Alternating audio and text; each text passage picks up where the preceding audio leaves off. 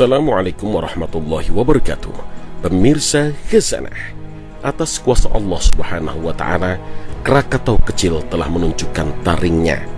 Seolah hanya dengan menggeliat ia mampu menciptakan gelombang tinggi yang memakan korban jiwa ratusan saudara-saudara kita di Banten. Ribuan orang terluka dan masih banyak orang-orang yang kehilangan sanak keluarganya. Gunung memang menyimpan sejuta misteri. Tampilannya yang indah dan elok menutupi kekuatan dahsyat yang ia miliki. Banyak fakta mengejutkan di balik gunung yang tampak kokoh berdiri.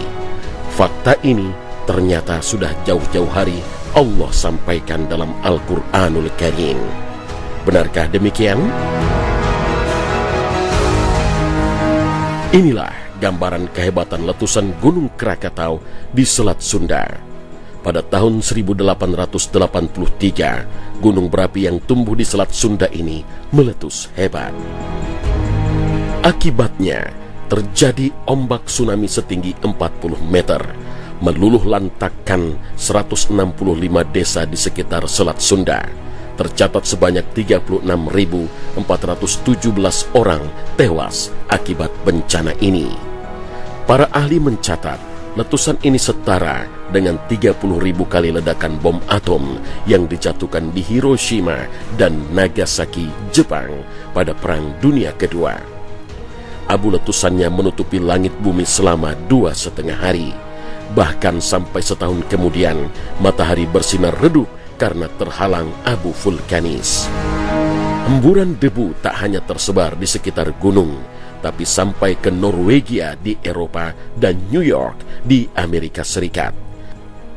Sedangkan suara letusan terdengar sampai ke Alice Springs di Australia dan Pulau Rodriguez di dekat Afrika yang jaraknya terpaut 4.653 km.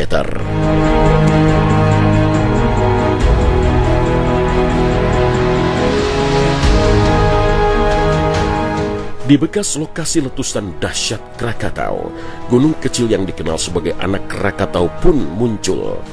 Gunung vulkanik aktif ini pun telah berkali-kali terbatuk.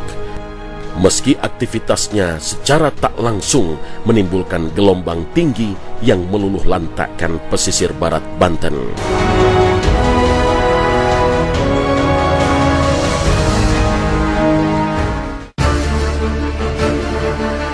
Di dunia, banyak gunung berapi yang tumbuh di lautan. Bahkan para saintis beberapa tahun lalu pernah mendapati aktivitas vulkanik yang sangat besar di dasar laut. Berasal dari celah panjang yang berada pada kedalaman 2.500 meter di bawah permukaan laut. Apabila letusan kuat terjadi, diperkirakan cairan lava berkumpul dan kemudian naik membentuk awan berapi setinggi 250 meter di permukaan laut, dan ledakan ini akan memanaskan air laut secara drastis. Letusan ini akan terus berulang beberapa waktu tertentu hingga tampak seperti laut terbakar yang tidak akan padam. Fakta ini jauh-jauh hari telah diungkap oleh Al-Quran. Dan laut yang di dalam tanahnya ada api. Al-Quran Surah At-Tur ayat 6. Di dasar lautan memang terdapat beberapa retakan berupa celah-celah kerak bumi, dan cairan magma panas merambat keluar dari perut bumi. Dengan begitu, keadaan laut seperti dibakar oleh panasnya lava. Mengapa Allah Subhanahu wa Ta'ala menciptakan bumi dengan begitu banyak retakan? Jika seandainya bumi ini hanya sebuah planet tanpa ada retakan, maka reaksi panas bumi akan tertahan di perut bumi. Tentu saja bumi takkan kuasa menahan panas inti bumi ini, hingga berakibat terjadi letusan besar dan dahsyat yang menghancurkan isi planet bumi. Karenanya, retakan ini adalah celah pernafasan bagi bumi kita untuk menghindari suhu panas serta tekanan. Retakan Allah Subhanahu wa Ta'ala atur sebagai kunci yang menjaga kestabilan dan keseimbangan bumi. Fakta tentang lautan yang disebut Al-Quran dengan Al-Bahrul Masjur atau dasar lautan berupa api sudah diyakini kepastiannya. Kita bisa melihat lava di dasar laut yang terpancar dan memanaskan air laut. Hakikat ilmiah ini tidaklah diketahui hingga berpuluh-puluh abad setelah diturunkannya Al-Quran. Bagaimana mungkin pengetahuan seperti ini ada dalam Al-Quran? Sesungguhnya Allah Subhanahu wa Ta'ala Maha mengetahui segala yang tersembunyi, yang memberitahu kita tentang nyala api dalam lautan dan menjelaskan tentang laut di masa depan ketika api semakin menyala. Apakah dengan begitu masih saja dikatakan Al-Quran adalah produk budaya manusia? Sejak 14 abad lalu, umat manusia hanya meyakini berbagai legenda dan mitos misteri laut yang jauh dari fakta. Tetapi kitab suci Al-Quran dengan segala bukti ilmiah sama sekali bersih dengan hal-hal demikian. Tidak lain karena Al-Quran diturunkan oleh Sang Maha Mengetahui. Sekitar tahun 2013, ilmuwan menemukan sebuah gunung berapi yang berada di dasar laut Samudra Pasifik. Gunung Tamu Massif namanya. Gunung vulkanik ini menjadi salah satu penemuan paling fenomenal di abad ini. Bukannya tanpa alasan, gunung yang ditemukan di dasar laut Samudra Pasifik ini sebelumnya tak terdeteksi sama sekali. Padahal Gunung Tamu Massif adalah gunung api terbesar di dunia. Tingginya hanya mencapai 4.400 meter dengan puncak yang berada sekitar 2.000 meter di bawah permukaan laut.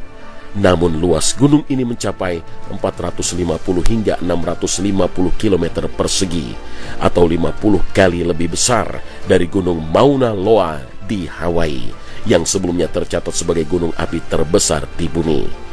Luas gunung ini setara dengan separuh pulau Sumatera. Subhanallah. Lokasinya Gunung Tamu Massif berada sekitar 1.600 km sebelah timur Jepang, di kedalaman sekitar 2.000 meter di dasar laut Samudra Pasifik. Bayangkan saja, apa jadinya jika gunung berapi yang berukuran sebesar 650 km persegi meletus di dasar Samudra Pasifik? Sesungguhnya, Allah Subhanahu wa Ta'ala yang Maha mengetahui segala yang tersembunyi dan yang memberitahu kita tentang nyala api dalam lautan dan menjelaskan tentang laut di masa depan ketika api semakin menyala. Dan apabila lautan dijadikan meluap. Al-Quran Surah At-Takwir ayat 6. Al-Quran juga mengabarkan kita tentang kejadian yang kelak akan menimpa lautan. Dan apabila lautan dijadikan meletup. Al-Quran Surah Al-Infitar ayat 3. Di sini kita mencari sebuah kaidah baru Al-Quran dalam membuktikan fakta-fakta ilmiah di masa depan. Pada masa akan datang, perut bumi mengeluarkan semua beban-bebannya dan kemudian meletus. Inilah bukti ilmiah tentang kebenaran hari kiamat. Dan bumi mengeluarkan beban-beban berat yang dikandungnya. Al-Quran Surah Al-Zilzal ayat 2.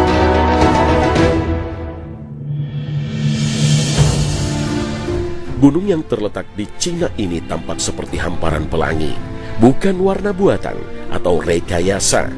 Tapi memang seperti inilah wujud gunung yang menyerupai hamparan pelangi ini sejak puluhan juta tahun silam. Karena itu orang menyebutnya Rainbow Mountain atau Gunung Pelangi.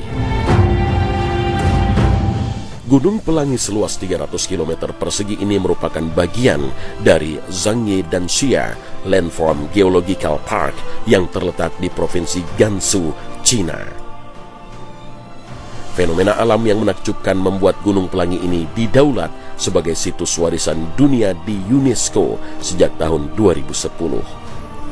Menariknya, gunung ini akan menampilkan pola warna yang berbeda-beda, tergantung pada kondisi cuaca dan pencahayaan matahari. Warna-warninya akan semakin kontras jika turun hujan pada hari sebelumnya. Meski memiliki pola warna yang menyegarkan, tapi di gunung ini tidak ditemui tumbuhan atau hewan apapun karena kondisi tanahnya yang tandus. Fenomena gunung berwarna-warni ini ternyata telah dijelaskan Al-Quran 14 abad silam. Tidakkah engkau melihat bahwa Allah menurunkan air dari langit, lalu dengan air itu kami hasilkan buah-buahan yang beraneka macam jenisnya? Dan di antara gunung-gunung itu ada garis-garis putih dan merah yang beraneka macam warnanya, dan ada pula yang hitam pekat. Al-Quran Surah Fatir ayat 27. Subhanallah.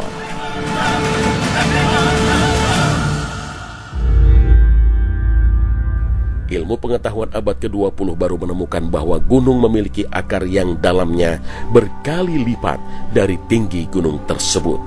Ini merupakan konsep tentang gunung yang mutakhir dan baru dikenal.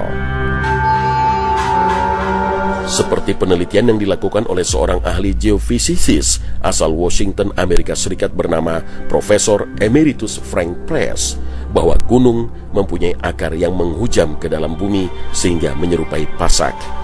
Pasak atau paku besar merupakan benda yang menancap ke dalam, sehingga kepala yang tampak di luar selalu lebih pendek dari panjang pasak yang menghujam ke dalam. Ilmu pengetahuan baru ini semakin menguatkan kebenaran dalam Al-Quran yang sudah menjelaskan pengetahuan tersebut sejak 1400 tahun silam. Allah Subhanahu wa Ta'ala dalam surat An-Naba mengatakan bahwa Dia menciptakan gunung sebagai pasak di bumi. Bukankah kami telah menjadikan bumi itu sebagai hamparan dan gunung-gunung sebagai pasak? Al-Quran Surah An-Naba ayat 6 hingga 7. Ketika selama ini orang-orang hanya takjub kepada ketinggian gunung, Al-Quran justru mementahkan kekaguman yang kecil itu.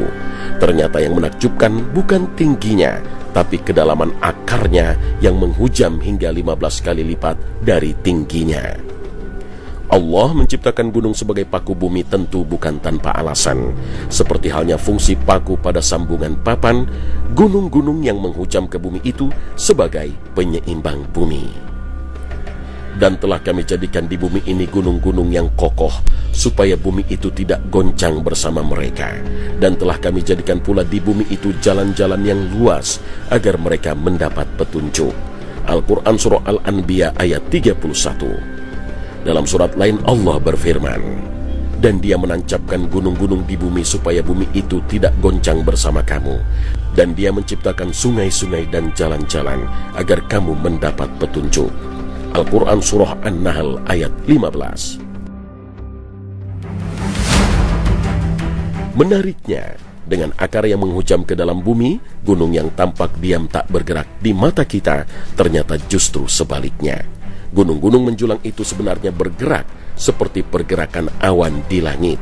Inilah yang diinformasikan Al-Quran dalam surat An-Naml. Dan kamu lihat gunung-gunung itu, kamu sangka dia tetap di tempatnya, padahal ia berjalan sebagai jalannya awan. Begitulah perbuatan Allah yang membuat dengan kokoh tiap-tiap sesuatu. Sesungguhnya Allah Maha mengetahui apa yang kamu kerjakan. Al-Quran Surah An-Naml ayat 88. Informasi yang sudah disampaikan Al-Quran 14 abad silam baru disadari oleh manusia pada awal abad ke-20. Untuk pertama kalinya dalam sejarah, seorang ilmuwan Jerman bernama Alfred Wegener mengemukakan bahwa benua-benua pada permukaan bumi menyatu pada masa-masa awal bumi, namun kemudian bergeser ke arah yang berbeda-beda, sehingga terpisah ketika mereka bergerak saling menjauhi. Lempengan-lempengan tersebut terus-menerus bergerak dan menghasilkan perubahan pada geografi bumi secara perlahan. Subhanallah, bukankah ini mempertegas ayat Allah surat An-Naml ayat 88?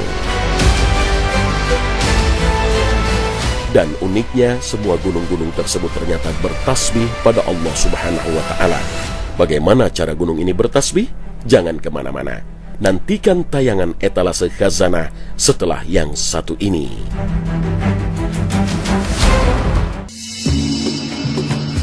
Dalam Al-Quran, gunung mempunyai makna tertentu dan menjadi tempat dari peristiwa penting.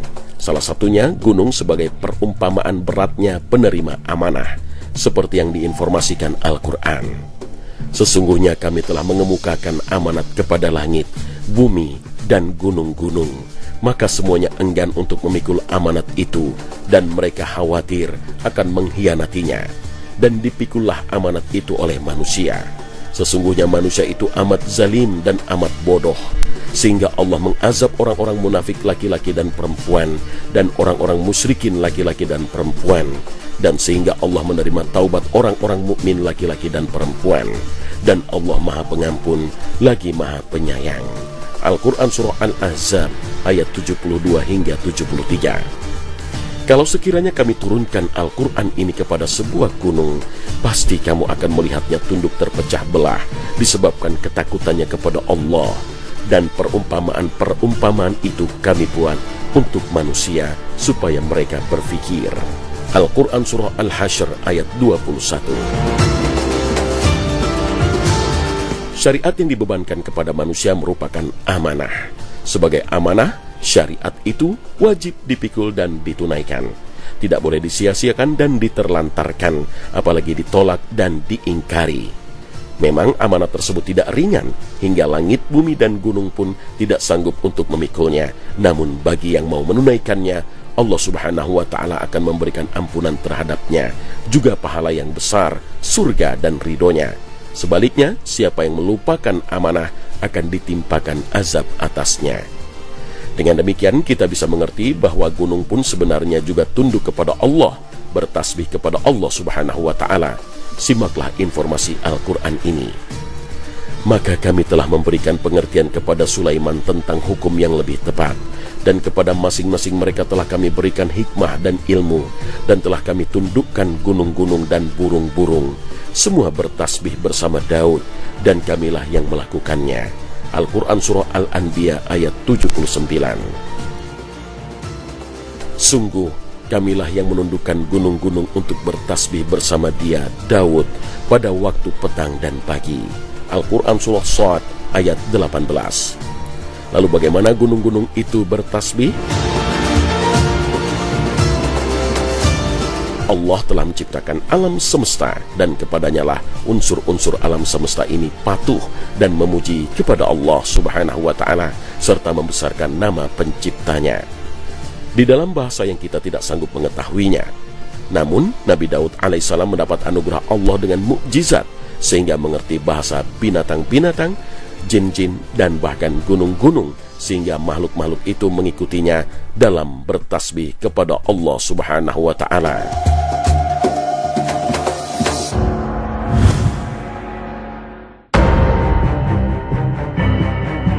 Swafoto atau yang lebih populer dengan istilah selfie menjadi gaya hidup umat saat ini.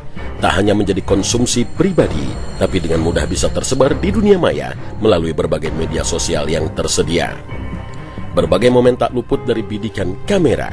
Kegembiraan, kesedihan, bahkan bencana pun tak luput dari mata kamera.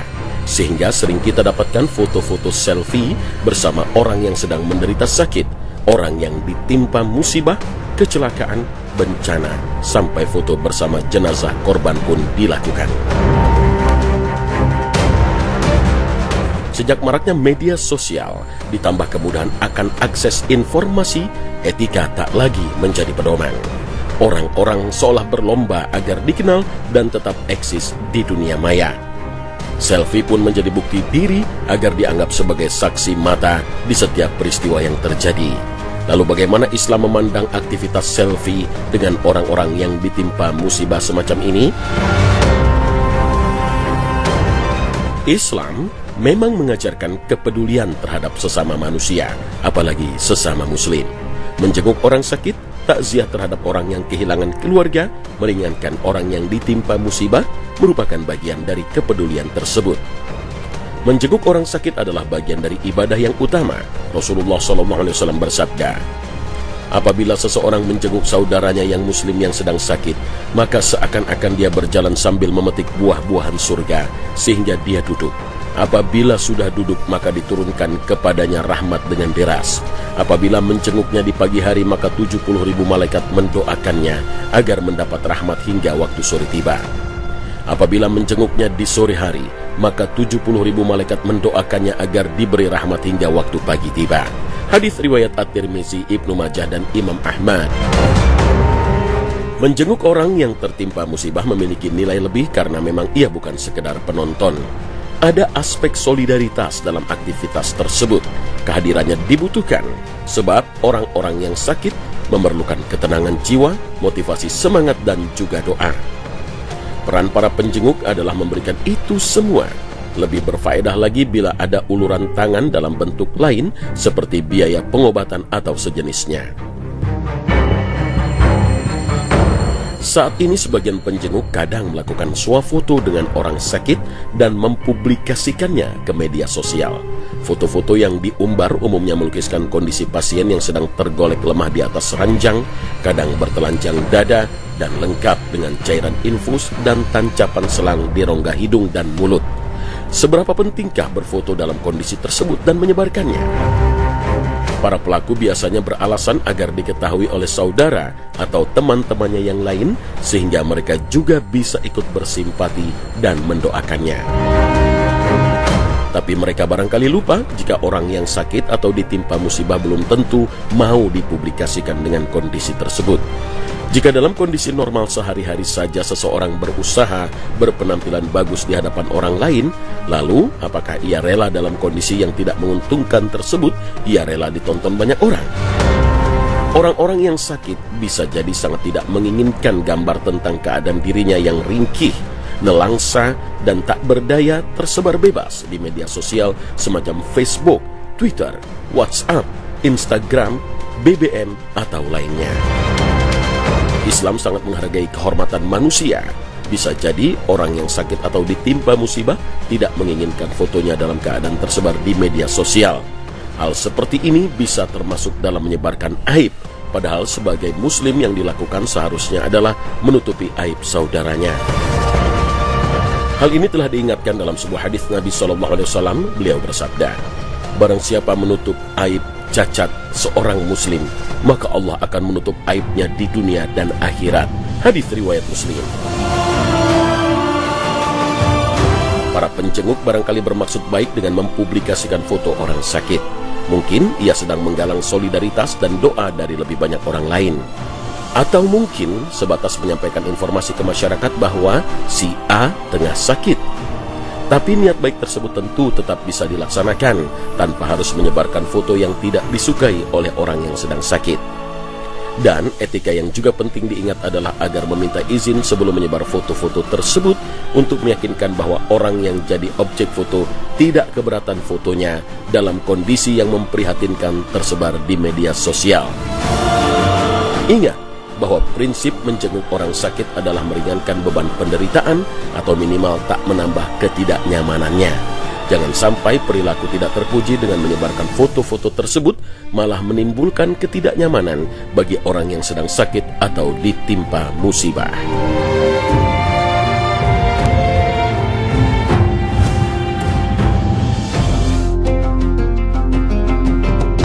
Banyak orang tahu bahwa sedekah adalah pembuka pintu rahmat dan rezeki. Namun sayangnya masih sedikit di antaranya yang benar-benar menjalankannya.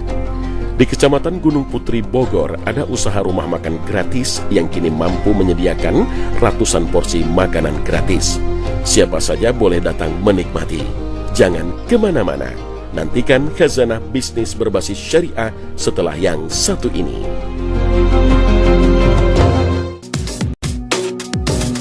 Pemirsa khazanah, banyak orang tahu bahwa sedekah adalah pembuka pintu rahmat dan rezeki. Namun sayangnya masih sedikit di antaranya yang benar-benar menjalankannya. Keraguan memang lumrah, karena balasan sedekah adalah kuasa Allah yang tak bisa dihitung secara matematis dan logika. Satu dari sekian banyak bukti nyata kekuatan sedekah ini, kini Aditya Prayoga alami. Ia tak menyangka rumah makan gratis yang ia pelopori sekitar 2 tahun lalu berkembang maju. Bahkan saat ini, rumah makan gratis miliknya mampu menyediakan makanan sampai 200 porsi setiap harinya. Siapapun boleh mampir dan makan di tempat ini, tanpa memandang profesi, strata, usia, bahkan agama. Semuanya bisa memilih dan makan sepuasnya, tanpa harus pusing mengeluarkan biaya alias gratis. Di Desa Ciangsana, Kecamatan Gunung Putri, Kabupaten Bogor, rumah makan gratis ini nyata adanya, mengundang decak kagum di tengah keriuhan bisnis logika yang mencari keuntungan sebesar-besarnya. Saya baca Quran, saya membaca Al-Quran, saya baca di dalam surat Al-Quran, surat Al-Ma'un ayat yang ketiga, yang berbunyi, A'udzubillahi minasyaitonirrajim, wala yahuddu ala ta'amil miskin. Dan tidak mendorong orang untuk memberi makan fakir miskin. Yang di dalam kitab Ibnu Katsir itu menjelaskan bahwa Allah Subhanahu wa taala itu memerintahkan kepada seluruh umat manusia untuk memberi makan fakir miskin. Nah, saya merasa mampu gitu. Walaupun saya miskin, tapi saya memiliki kemampuan gitu untuk berpikir. Alhamdulillah ya, saya jadi semangat dan istiqomah sampai sekarang, alhamdulillah. Di malam hari saya nggak ada uang sama sekali. Di pagi hari tiba-tiba ada tukang warteg datang ke rumah saya. Assalamualaikum Pak, saya mau sedekah, boleh nggak? Saya sedekah lauk matang. Masya Allah. Tanpa saya ada uang, saya masih bisa untuk menjalankan rumah makan gratis. Alhamdulillah. Allah gerakkan hati hamba-hambanya yang dermawan untuk membantu saya. Di saat memulai usaha ini, pria satu anak ini tak punya modal yang besar. Profesinya sebagai pedagang sabun yang diselingi dengan berdagang pakaian, secara matematis tak mungkin bisa mencukupi kebutuhan rumah makan gratis. Sang istri pun khawatir, takut tak bisa istiqomah menjalankan rumah makan ini. Namun dengan penuh keikhlasan dan niat baik untuk membantu sesama, keduanya semakin mantap bersedekah. Bantuan dari orang-orang di sekitar pun berdatangan. Hingga rumah makan yang awalnya hanya menyediakan sekitar 50 porsi makanan sederhana ini, kini mampu menyediakan ratusan porsi makanan yang lengkap.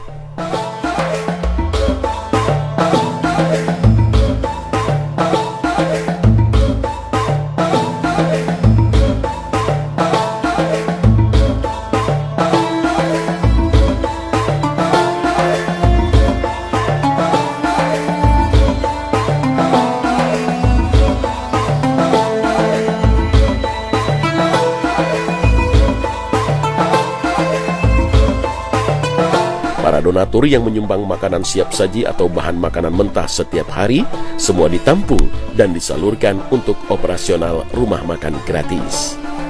Bahan mentah mereka masak di rumah, sedangkan makanan siap saji langsung dihidangkan pada konsumen. Ada pemulung, ada tukang ojek, buruh, karyawan, sampai orang-orang dari berbagai daerah pun berdatangan, sekedar ingin melihat langsung bagaimana usaha rumah makan gratis ini berjalan. Rumah makan yang buka dari pukul 11 siang ini memang ditujukan bagi semua kalangan. Siapa saja yang ingin makan boleh mampir ke warung ini. Karena dapat membantu kepada warga sekitar, khususnya yang kurang mampu. Dan mudah-mudahan dengan ada rumah makan gratis siang sana ini bisa menjadi inspirasi bagi warga sekitar yang mampu dan mau untuk bersedekah.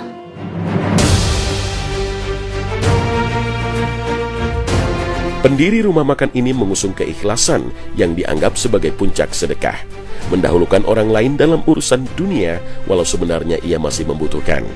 Hanya berkah pahala dari Allah Subhanahu wa taala yang mereka idamkan. Ithar yang Aditya Prayoga jalankan ini tak mudah, hanya bisa berjalan atas dasar keyakinan, kuatnya mahabbah, cinta, dan kesabaran. Allah Subhanahu wa taala berfirman, dan orang-orang yang telah menempati kota Madinah dan telah beriman, Ansor, sebelum kedatangan mereka, Muhajirin. Mereka Ansor mencintai orang yang berhijrah kepada mereka, Muhajirin. Dan mereka Ansor tiada menaruh keinginan dalam hati mereka terhadap apa-apa yang diberikan kepada mereka, Muhajirin. Dan mereka mengutamakan orang-orang Muhajirin atas diri mereka sendiri, sekalipun mereka dalam kesusahan. Dan siapa yang dipelihara dari kekikiran dirinya, mereka itulah orang-orang yang beruntung. Al-Quran Surah Al-Hasyr ayat 9. Dalam masalah dunia, kita bisa mendahulukan orang lain. Itu memang yang lebih baik, karena dalam masalah dunia, kita harus memperhatikan orang-orang di bawah kita. Tak lain agar kita bisa selalu mensyukuri nikmat Allah. Dalam sebuah hadis Rasulullah SAW bersabda, jika salah seorang di antara kalian melihat orang yang memiliki kelebihan harta dan penampilan, maka lihatlah kepada orang yang berada di bawahnya. Hadis riwayat Bukhari. Klimaks dari pelaksanaan sedekah seutuhnya adalah berbagi kepada orang lain. Meski tidak banyak, nilai positiflah yang utama. Mudah-mudahan usaha-usaha berbasis sedekah seperti ini bisa berkembang dan terus menginspirasi muslimin dan muslimah lainnya. Karena janji Allah adalah nyata.